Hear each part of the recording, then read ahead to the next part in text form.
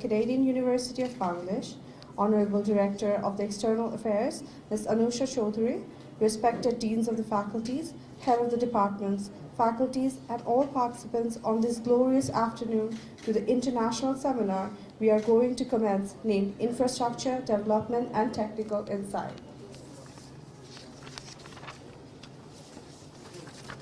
It is my immense pleasure to inform you that this remarkable by the office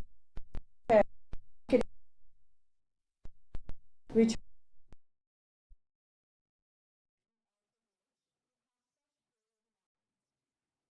this auditorium today. Also, I would express gratitude to Canadian University of Bangladesh and its authority for letting us steal the opportunity to apply knowledge through extraordinary events like this. Now, to begin with, I would like to request Program Chair Professor H.M. Jorilok Sir, Honorable Vice Chancellor of Canadian University of Bangladesh, to deliver the opening remarks. Thank you. Very good afternoon. I'm very happy to see the young minds. Our auditorium is full with the students. Very happy I am with the kind of audience that we wanted to have here. So first of all, of today's session, our he is our partner. Actually, he is working very closely with.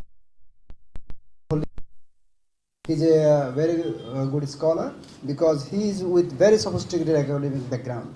He is from Columbia University, one of the top in the world. Columbia. This is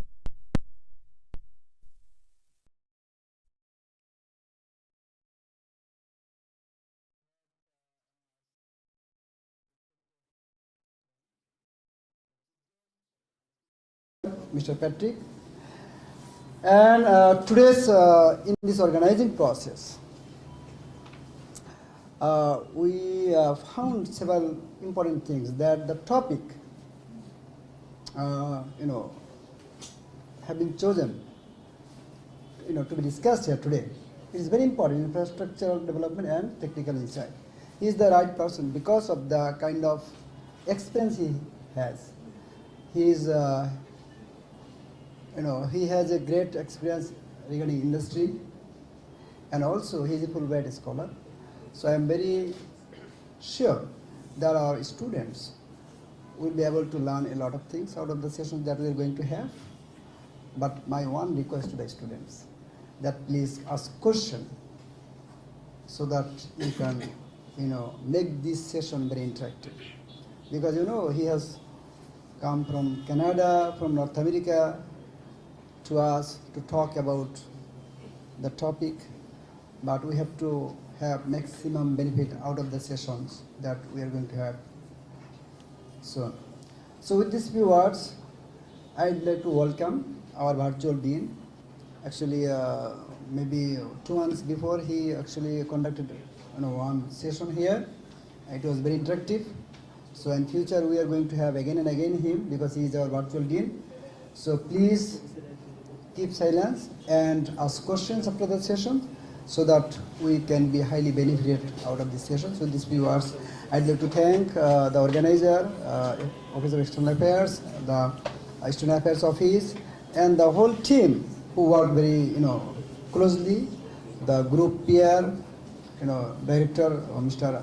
Major Afis, and we have our deputy director peer, Rashid, Professor Shahrukh Adnan also supported us a lot, and of course the registrar. Finally, my sincere thanks to the Dean of School of Science and Engineering, Professor Syed Akhtar Hossain. So we all worked together to make it happen, and also Hassan.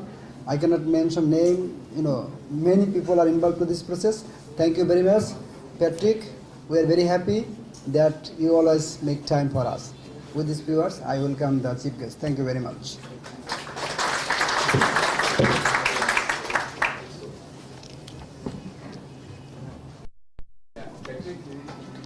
May I request the chief guest of today's program, Mr. Patrick Tangley, Virtual Dean, School of Science and Engineering, Canadian University of Bangladesh, for his speech. Give a round of applause, please.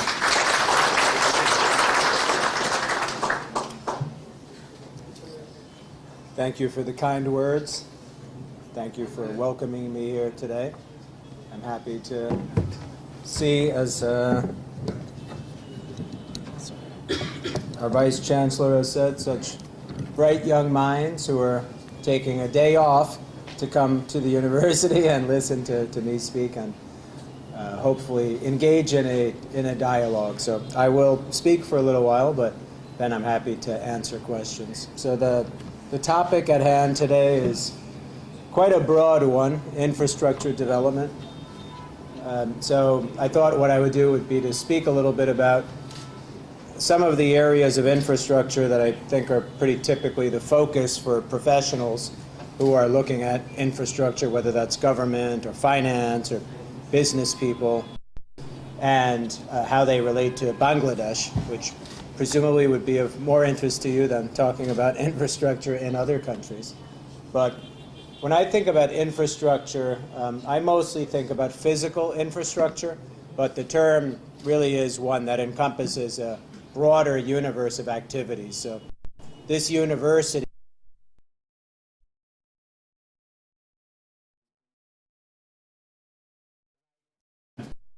or think about infrastructure, I think about a couple of different things. One is transportation infrastructure, so roads, railways, planes and airports, bus systems, ports more broadly, logistics, so the ports, kind of courier services, cold chain, various ways of moving products from place A to place B. Very importantly, electricity. So power, obviously, is critical, kind of not only to our own individual comfort, but to the ability of industry to produce any manufactured items. And finally, an area that's more near and dear to my own heart, since it's the area I tend to focus most on, digital infrastructure, which includes things like mobile phone networks and the infrastructure associated with them, such as cell phone towers, fiber optic networks, data centers, et cetera, et cetera. So if you think about all of these different areas, why do they matter? I think kind of at the core, the reason that these things are important is that the ability to generate economic surplus is ultimately tied to the existence of these various forms of infrastructure. Because in the absence of good roads, in the absence of railroads, it becomes very, very difficult to produce products, sell the products, and be able to distribute the economic return, the profit from that, to both the investors and the people who work in the companies that would be producing these. So to use an example from Bangladesh, there is a fairly significant production of shrimp and prawns in the southwest of Bangladesh, in Khulna, which as a practical matter does not participate in the global economy because Bangladesh at the moment does not have a cold chain.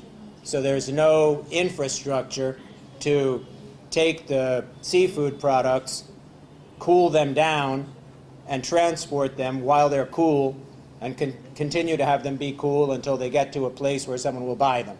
That being the case, of course, the products are very perishable and they cannot really be sold into the international economy. So what are some of the kind of ways one could address that? Well, one thing one could do would be to improve the road infrastructure from that area to, ports, to Dhaka, et cetera, which the government actually has done recently with the opening of the Padma Bridge. The Padma Bridge was financed entirely from equity from the government, which is a fairly risky decision normally. Typically, governments look to borrow money in order to fund infrastructure development, because if they borrow money, they can pay the money back over time, match the expenses with the tax receipts. If they pay the entire cost up front, they're basically taking a bet that they will get the tax receipts to be able to recover the cost over time. In this case, that seems like a good bet because it's predicted that the Bangladeshi gross domestic product will go up by perhaps as much as 2% per annum because of the increased economic activity derived from this bridge being created to link Khulna to the rest of the country. So the western part of the country will benefit from this more generally. It's also the case that this facilitates things like an investment in cold chain. So there is an international logistics company which is planning on starting a cold chain in Bangladesh within the next 2 years. That will result in a pretty significant increase in the value of the seafood products from that part of the country. So that's an example of kind of why infrastructure is important. In my own industry, what I focus on most, as I mentioned, is digital infrastructure. So the companies that I have build and acquire and operate cell phone towers, fiber optic networks, etc. In the absence of a cell phone tower, you can't operate a mobile phone network. Without the mobile phone network, you can't use the internet, you can't make telephone calls. Naturally, in the current economy globally, it's quite important to have these things in order to be able to function well. Roadways, transport infrastructure, again, for obvious reasons, very important. If you don't have good roads, that slows the ability to move goods and people, which, of course, as you see in the traffic in Dhaka, can contribute to personal hardships of having to be in traffic for very long amounts of time. But from an economic perspective, obviously, that also is a negative, because the harder it is to move goods and people, the more pressure there is on economic growth, which ultimately is what generates the funds to improve people's lives over time. I think in a country like Bangladesh, you sort of can see a phenomenon that's pretty common in many places, which is that when certain infrastructure is not as developed, you can see the consequences of many years of investing in infrastructure versus not having many years of investing in infrastructure. So somewhere like North America, there's been a freight rail network for 100 plus years that's been highly developed. So the challenges in a place like North America tend to be more, how do you take existing infrastructure and ensure that it continues to be maintained in a quality that's good, and how do you add new infrastructure in an environment where people are generally fairly wealthy and they don't want to be disturbed by projects like ripping up the roadways, laying down fiber optic cable. People are always happy to get the benefit of the output, but they're not happy about the process of creating the output. So in North America, if you wanted to build a new railway, to use that example, if you didn't have the rights of way, the amount of time it would take to build a railway would be probably 20 or more years. And that's not because it takes a long time to build the railway. The actual building process might take a year, but it would take 19 years to go through various regulatory approvals, environmental approvals, permitting processes, et cetera, et cetera. There's an advantage of being able to move quickly in certain parts of the world that should not be underestimated. So if a piece of infrastructure does not exist, one can immediately go to the most modern form of the infrastructure rather than being saddled with an older type that one tries to upgrade. And secondly, one can implement it very quickly. I think that the challenge that exists in much infrastructure is that the cost of infrastructure can be very, very high. So it requires a significant amount of capital investment. We're often talking about many billions of dollars. And that can, of course, be a challenge to finance because one has to find the place to finance it. In a country with a very, very large domestic market, such as China, even when that was not as developed a country as it is now, they had the benefit of not only being able to borrow a lot of money, but to have that money be recirculating in the domestic economy because they hired only domestic firms to do the work. So China's high-speed rail network included basically creating and subsidizing a whole series of local companies to make trains, to make rolling stock to make rails, et cetera, et cetera. So that enhances the economic benefit versus hiring foreign companies to do the work, which is sometimes necessary. But when that happens, a portion of the economic surplus goes to those foreign companies. And if they're either not able to deliver or there's an issue with the financing, sometimes one can see some problems. So to use an example, in Dhaka, which I think you all see every day, there is a highway that's running to the airport, which has been under construction for 13 or 14 years, which is in theory being built by a Thai-Italian consortium. For a variety of reasons, the Thai-Italian consortium hasn't executed that very quickly. One of which is a finance reason, I would say, which is that they actually were paid up front. And when you pay someone 100% of the cost on day one, they don't have as much of an incentive to get things done on time. So, when it comes to thinking about infrastructure development, there are many, many factors. It's not purely the design of the infrastructure. There's also, how does this impact people's lives? What sort of regulatory process am I going to have to go through? Will people support this? How do I finance it? What are the source of funds to finance it? Do I borrow money from an international lending institution, a development finance institution such as the IFC? Do I borrow money from commercial banks? Does the government issue bonds? There's many potential ways to finance things, but ultimately all of them require that money be generated to repay the financing. So the finance decision kind of at its core is always, if we spend 10 billion taka on project A, will that result in more than 10 billion taka in economic return to justify the investment of the 10 billion taka? And that's not always an easy question to answer. There are certain kind of elements of those core physical infrastructure where Bangladesh has some strong advantages versus other countries. So power infrastructure, to use that example, Bangladesh has quite a reliable electric grid compared to most countries in the immediate region. So if you look at Bangladesh's immediate neighbor, Myanmar, its electric grid is considerably less reliable than Bangladesh's.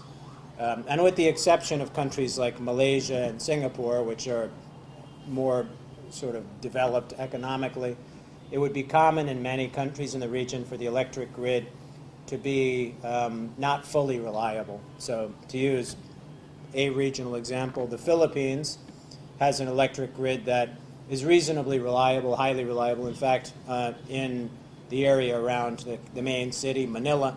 But as you move further out from the main city, you start to see discrepancies in the quality of the electric grid.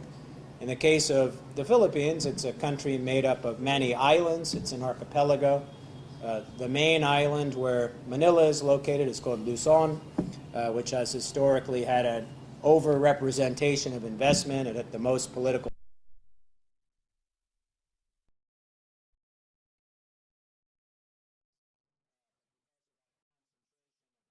There's been a consistent underinvestment in other parts of the country. Bangladesh kind of presumably may have similar factors. I'm not hugely familiar with Bangladeshi history. I'm familiar enough with it to know that in areas like railways, Bangladesh has certainly had railways for probably 150 years, going back to the time of the British, presumably. But post-partition, there would have been a major disruption in how those railways were operated, and presumably that continues to have effects to today. It would have been the case that Bangladesh had two gauges of railway. This is now getting into the technical side, but there were two different sizes of railway, and that would kind of have some consequences in terms of things like connecting trains together because they couldn't run on the same track. And I think that that continues to be something that may be a bit of a challenge, but to me, Bangladesh is probably meaningfully underinvested in railways. Railways are generally people tend to think of railways as a method of personal travel, which clearly they are. It's a way to move from point A to point B. but they're even more important economically as a source of moving freight. And having access to good railway networks is important. I'm personally quite a big fan of trains. I like riding trains, in fact. And from what I understand, there's an express train between here and Chittagong. I'm planning on taking that at some point. But what an economist would call the positive externalities from these forms of infrastructure can be very, very significant. So even in countries where a certain type of infrastructure may be highly subsidized, and railways would be an example of that. In parts of Europe, like France, the railway network is highly subsidized. In China, the railway network is highly subsidized.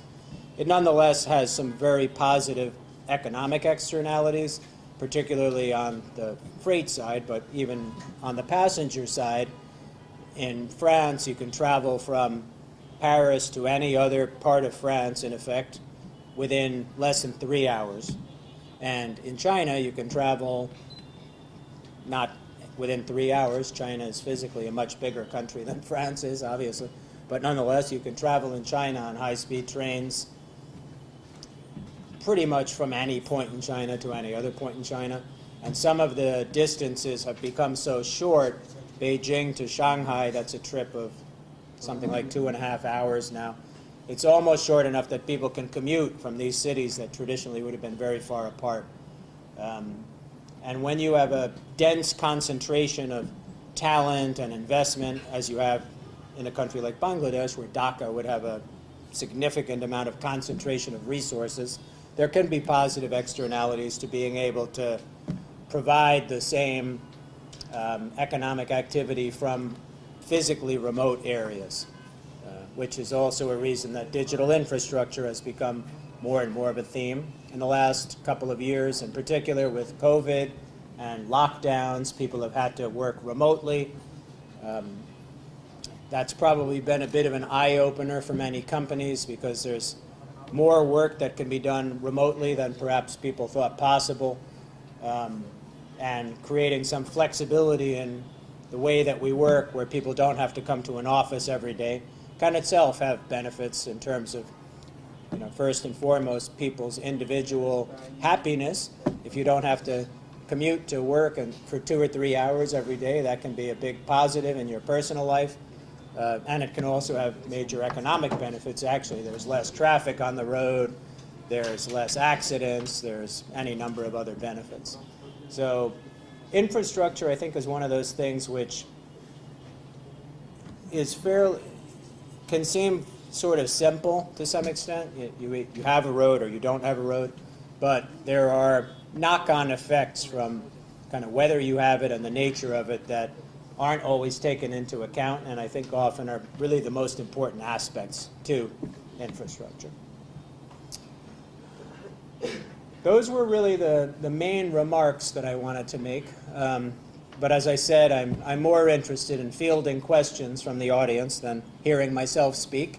So I open the floor to questions.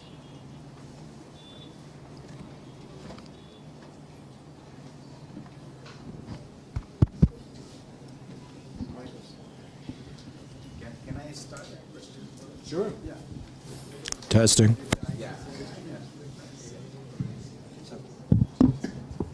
Thank Patrick. It was a very nice to, spontaneous sharing of your wisdom on infrastructure development challenges, especially in developing countries like Bangladesh.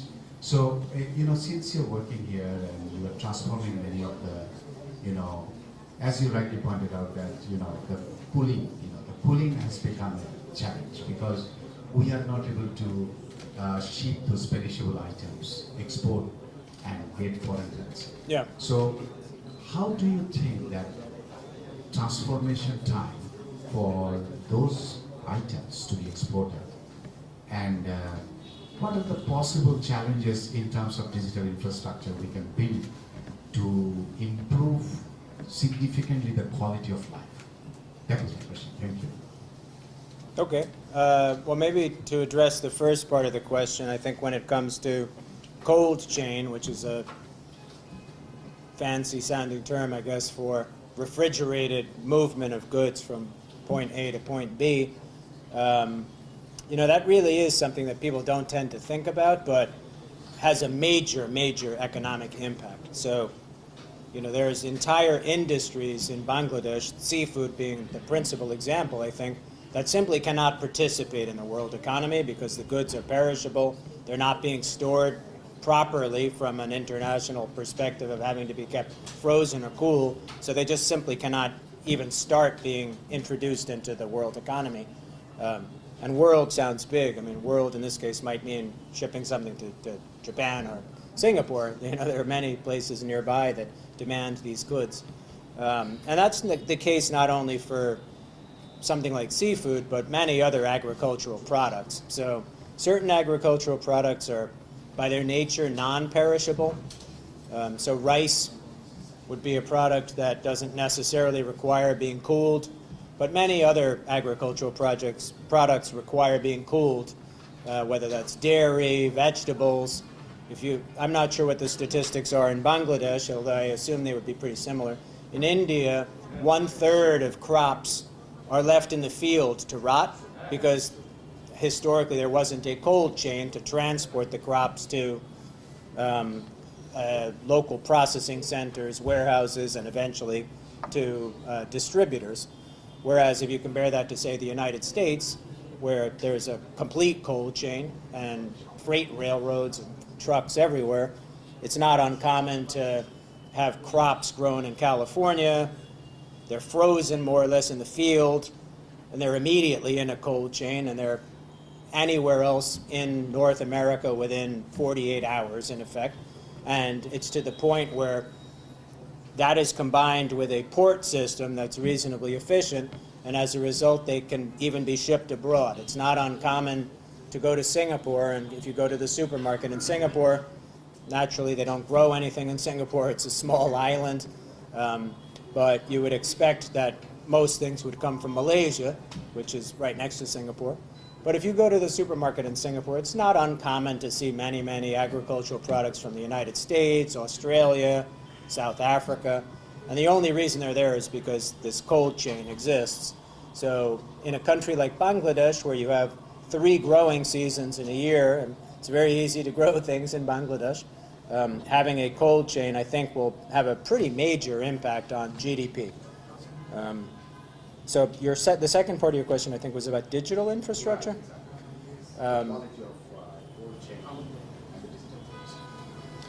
Right. So I think kind of the digitization of life is something that has accelerated in the last 10 or 15 years, obviously. So I think everyone here probably has a mobile phone. I see many of you looking at that rather than listening to me, which is not too surprising. It's pretty common uncommon, I would say, for people not to have a mobile phone and to use that mobile phone for things other than making telephone calls. So nowadays, the percentage of time that people spend making calls on a mobile phone is a fraction of the time they spend doing other activities, messaging, social media, games, watching videos, whatever that might be. And I think that there's a whole set of productivity applications that have come to the fore in the last 10 or 15 years that rely on having access to mobile networks. So within infrastructure, or within logistics, to kind of go back to the example that you were asking about, nowadays trucks, when trucks are carrying goods, it used to be the case that someone would put goods in a truck, the driver would get in, they would drive to a destination, and nobody would have any idea where they were during that time. They would have no idea what time they were going to get there. Now this has become almost autopilot, like an airplane. The trucks basically have GPS. People know where the driver is 100% of the time. They have software that's analyzing whether the driver is going at a safe speed. They have software that's analyzing whether the driver is making presumably unnecessary stops. And that sort of productivity management is something that is enabled by mobile digital infrastructure and apps that rely on digital infrastructure. And that's only going to increase. So whether it's the United States or Bangladesh, certain phenomena are likely to occur. They may occur at different times and different speeds. But I would be surprised if 15 years from now it was not very common in Bangladesh to have packages delivered by drone. So that all relies on mobile networks. So in order to operate a drone system of deliveries, you have to be managing the airspace to ensure they're not hitting each other, that they don't get in the way of airplanes and helicopters, they don't hit electric wires. That all requires knowing exactly where they are, which means you have to have sensors on these drones that are communicating with a network, basically, that then allows them to fly, to be spaced in a certain distance. And that will be the case for many other things as well. So there is hope for Dhaka traffic, I think. At some point there will be self-driving cars. Those self-driving cars can only exist if mobile networks exist, because they have to have sensors to determine how fast to go. Is there another car near me? Is there a person crossing in front of me? That's all entirely dependent on digital architecture. So, particularly for older people like us, we don't necessarily notice these developments because we're not necessarily using all these tools all the time. But the increase in software productivity applications, the increasing sophistication and speed of sensors and analytics of big data sets is something that is kind of at the moment in our lives transforming the way we live. And it's never obvious to see something when you're in the middle of it. It's never very obvious. But if you kind of look back even 10 years, there's a whole series of things people do in their everyday lives that didn't even exist 10 years ago. And those are tied basically to mobile networks, semiconductor chips that have kind of reached astronomical speeds to facilitate a lot of activities, a lot of calculations. And that's only going to continue, and I think some of those developments hopefully will be quite positive for humanity. I'm not sure that all of them are always beneficial, but hopefully that on the whole they will be beneficial. Thank you so much.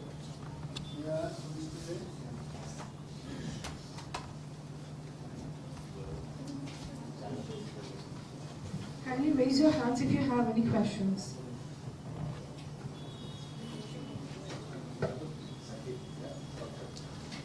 So I was wondering about this thing for a while now. So optical fiber has been a method of communication for a while now, for a very long time, throughout the whole world.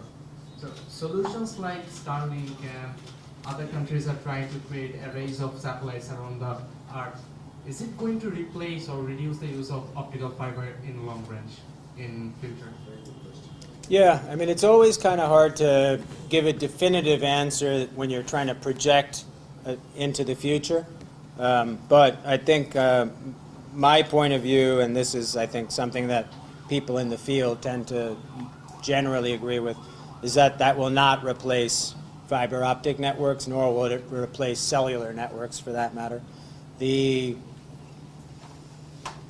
There are sort of different characteristics of these different networks. So fiber optic is the fastest way to communicate from one place to another place. You're limited only by the speed of light. So that's by far the fastest way of communicating. While it's also true that using satellites, to some extent, you're limited by the speed of light, that speed of light is traveling over a much greater distance, which inherently reduces the latency. So in applications where latency is more important, you're never going to be able to be as fast as a fiber optic network.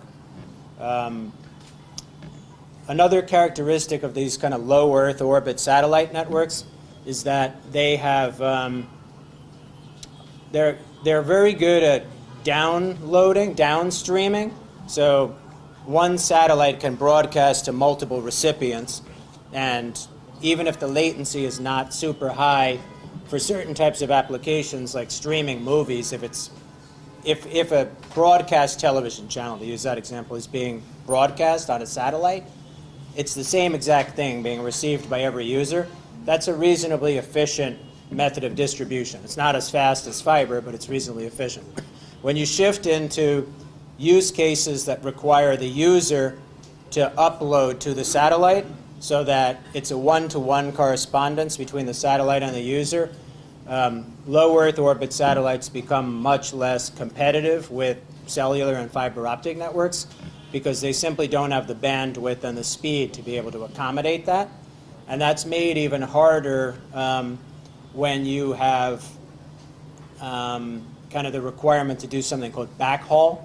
So if you go on the internet, you're communicating with, you go on a website, you're communicating with a data center, basically. There's a server somewhere, usually in Singapore for this part of the world, or Northern California, that's hosting the original source of the information, and it's bouncing that back and forth. So over time, these were only in Northern California.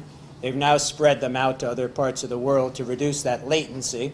So the website, which might originate in California, is being hosted in Singapore, so the degree of latency between here and Singapore is not that high. There is an existing subsea fiber optic cable running between here and Singapore. That's still quite fast versus the low Earth orbit satellites, which are not as fast. So they tend to have a use case that is complementary to fiber optic networks and cellular networks. So fiber optic networks are very good either for long-distance transport of large amounts of data, like the subsea cable from here to Singapore, or for use in a city where you have a dense environment of traffic. But if you want to go and run fiber optic cable in North Bengal, there will be many areas where it's not economic to run fiber optic cable because the cost of it will not be recovered from the amount of revenue that can be generated from the use. Whereas for the satellite system, it doesn't really matter where you are. It can communicate with you. And in fact, it's even better for the satellite system if it's communicating with people who are in a less dense user environment because there's less challenge to the satellite. If the satellite is trying to communicate with Dhaka, you'll have millions of people trying to access it at the same time. If it's trying to communicate with some users in North Bengal, you might have 1,000 users at the same time, and it's a better use of that bandwidth. So I would say that they're generally considered to be reasonably complementary with one another. But we'll see what happens with the development of satellite. I mean, the particular one you used, which is the Elon Musk one, Starlink, is at the moment limited to the United States. And in its original incarnation, it had some physical limitations, technical limitations. So, for instance, if a user was on a ship, which you would assume would be a typical user of this type of system, it just didn't work because if the ship was moving, the user would have to be moving from one satellite to another, and it wasn't capable of handling that just in terms of its architecture. But I would assume that these things will themselves experience technological evolution and become more relevant over time. But I would expect that they would be more in the nature of complementary rather than replacement.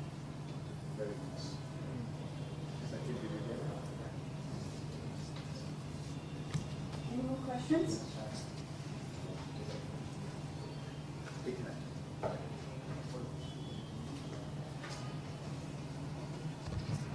So you had mentioned that for a country like Bangladesh to invest in a project, they need to loan the money from other places, and which eventually leads them to go into an economic debt. So what are some of the theoretical solutions to overcome such challenges, or how do other countries usually overcome these challenges? So, I mean, ultimately, to finance a project, you have to pay for it, right? So you either have the money already, in which case you have to make a choice of, do I spend that money on this project or something else, or retain it for future projects, or do I borrow money, in effect? So borrowing is by itself not something that there's anything wrong with. It's totally normal for governments to borrow money, for companies to borrow money. In the case of a company, usually it's a pretty straightforward equation, because a company may be borrowing money for a project, as you say, in which case there will be a business plan that makes certain projections about the period of time during which the investment must be made, when revenue will start, what the operating margins will be, i.e. my revenue less my costs, therefore how much cash flow will be generated, which would allow me to be paying the interest and eventually the principal on the debt. Those all are used to try to configure debt in a way that is meant to be repayable. As you mentioned, it's certainly the case that that doesn't always happen. There are companies that borrow money and then are not able to repay it, and they go bankrupt. But the idea is that the debt should be calibrated to the cash flows of the project. With a government, it's more or less the same calculation, because the corporate finance is corporate finance. It doesn't matter who the person borrowing is and who the person doing the lending is. I think with a government, though, the decisions are less obvious, in the sense that the government may be investing in a project that does not directly generate any cash flow. So to use that example of the Padma Bridge, as far as I know, there's no toll on the bridge, so the bridge doesn't by itself generate any cash. What it does is it facilitates a whole series of economic activities that create additional economic surplus, which is taxable, and the government gets more money because it gets more taxes. That's always harder to evaluate, obviously, but governments kind of historically have been strong counterparties for lending institutions, because governments have the ability to print money. So if a government is not able to repay debt, then usually that's because the government has borrowed money in dollars or a foreign currency, and it's, as a practical matter, not able to obtain those dollars even by printing money. So if the Bangladeshi government started printing massive amounts of taka, one consequence would be that the exchange rate between the taka and the dollar would deteriorate. So it wouldn't necessarily be the case that the government could buy a lot of dollars with those increased taka. So in the case of a country like Bangladesh, you need to have some comfort level that you eventually will have the cash flows to be able to repay it, which usually is tied to this question of whether it generates an economic benefit that can result in more taxes. Up until 2 years ago, debt was basically free. So interest rates for sovereign borrowers were very low. The U.S., in fact, was borrowing at U.S., Germany, were borrowing money on long-term basis at negative interest rates. People were paying them, basically, to take the money, and over time they were paying less money than they borrowed. Naturally, when you're in that situation, you should borrow as much as you can, because there's really no cost to it. That would have been a little less the case for Bangladesh, but even for Bangladesh, interest rates were very, very low. It was possible to get very long-term debt. In that situation, there's not as much fiscal pressure. The fiscal pressure kind of arises from this question of what the tax revenues are, and then the balance of payments. So how much are we importing, for which we have to use dollars or another currency, versus how much are we exporting? If those two don't balance, that puts pressure on the government, because it needs to find dollars somewhere to match that imbalance. So to use that specific example, Bangladesh is currently currently has an imbalance of balance of payments. So up until last year, Bangladesh was normally in a surplus position, so there was limited pressure on the taka. It was exporting as much or more than it was importing, taking into account the percentage of imports that was used to create exports. That shifted in the last year. So at the moment, Bangladesh actually is having a reduction in its balance in payments, which implies that its dollar reserves are declining. what the government has done in reaction to that was to tamp down on imports, which has the consequence of sort of rectifying that imbalance, and it's expected that that will be corrected by the end of this year. Not every country is in that position, so I don't know if you've seen Sri Lanka in the news recently. Sri Lanka had a major balance of payments crisis, and its economy, in effect, collapsed because of that. Bangladesh, thankfully, is not in that sort of a situation. It's got quite a healthy fiscal position.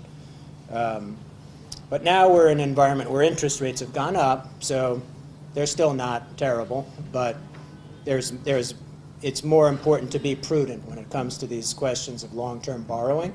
But ultimately, it's always in a government's interest to borrow for projects that enhance GDP. I think the sort of global challenge, this is not about Bangladesh, is that given that it's not always easy to make that determination, and given that there are sometimes leakages, these processes are not always efficient. Sometimes there are other considerations involved when projects like this are being evaluated.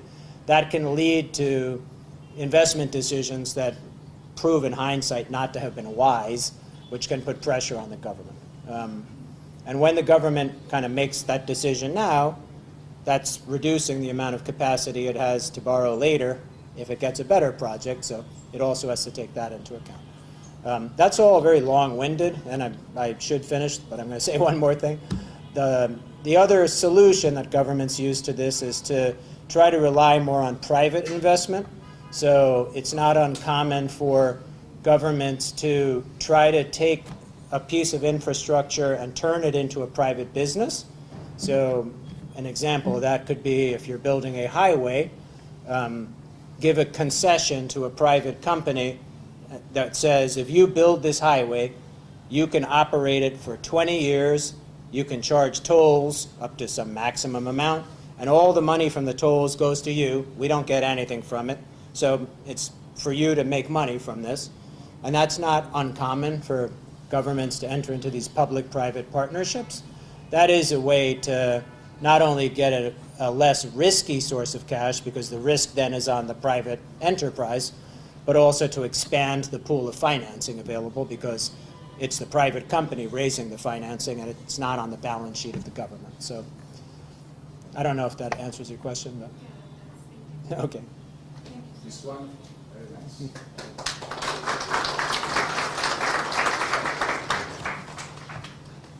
Thank you, Thanks. sir.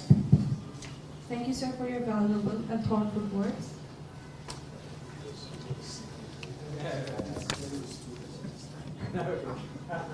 Ladies and gentlemen, may I thank you all for your active participation in this seminar and making the arrangement successful. Now that we are at the closing of the seminar, I would like to request the participants to contact the CUB External Affairs Office to collect the certificates issued by the organizers. At the same time, I would like to request everyone to be seated as there are arrangements for refreshments. And now I would request all the organizers to come up on stage to take pictures along with our chief guest.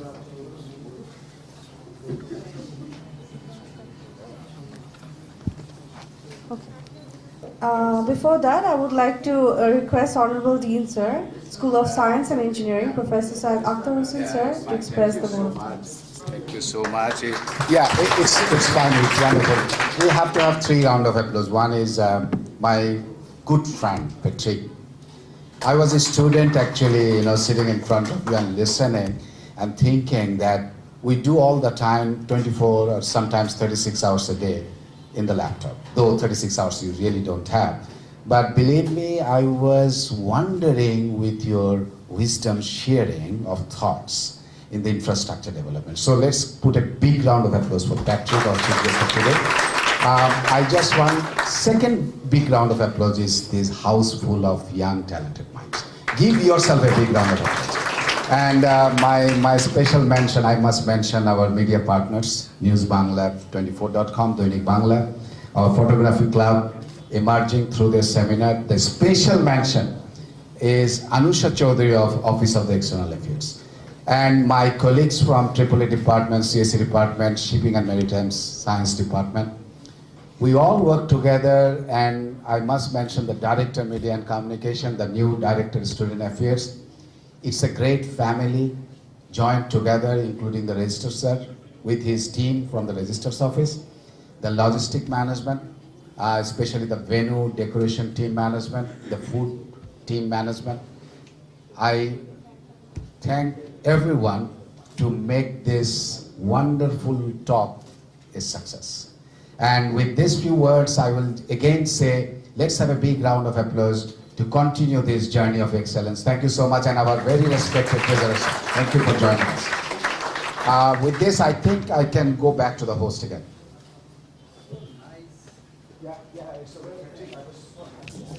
Thank you, sir, for your valuable words and sharing your experience with us. I hope you all have enjoyed the session and learned a lot from it. Now I would request the organizers to come up on stage and take a picture with our guests. If the organizers could come up on stage, please.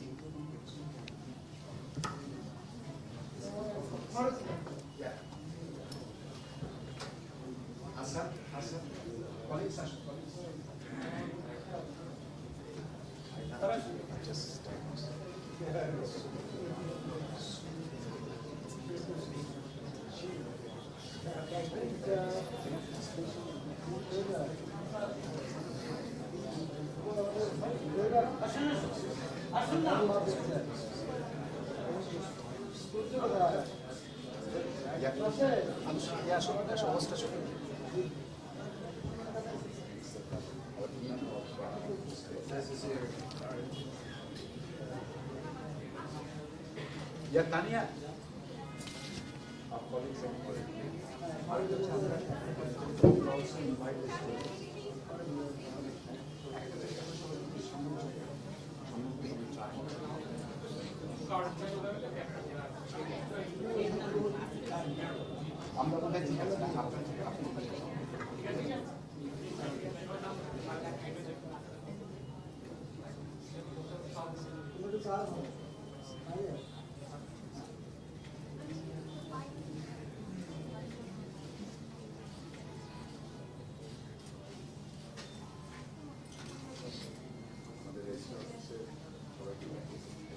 Thank you.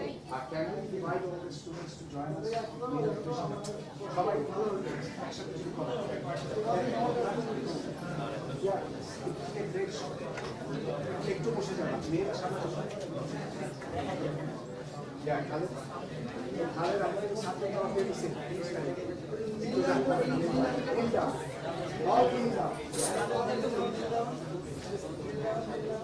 সবাই আসো সবাই আসো এই সাকিব আমি আর সাকিব বাতিয়া বাতিয়া আসো জাসিয়া আসছে জাসিয়া এই আসো ইয়া excellent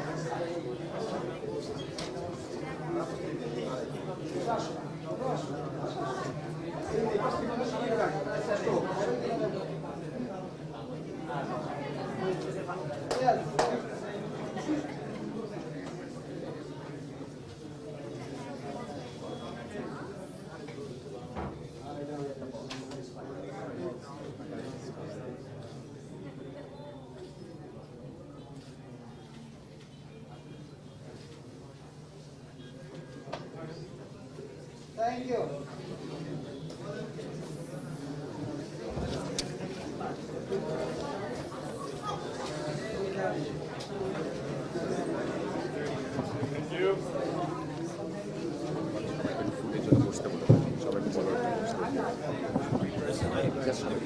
Excuse me, everyone. Excuse me, everyone. Refreshments are ready. Everyone is requested to have the seat, please. একটু বসেন, আপনাদের খাবার জন্য রিফ্রেশমেন্টের ব্যবস্থা আছে। আমরা একটু বসি প্লিজ, সবাইকে একটু রিফ্রেশমেন্ট নেওয়ার সুযোগ করে দিতে বলছি।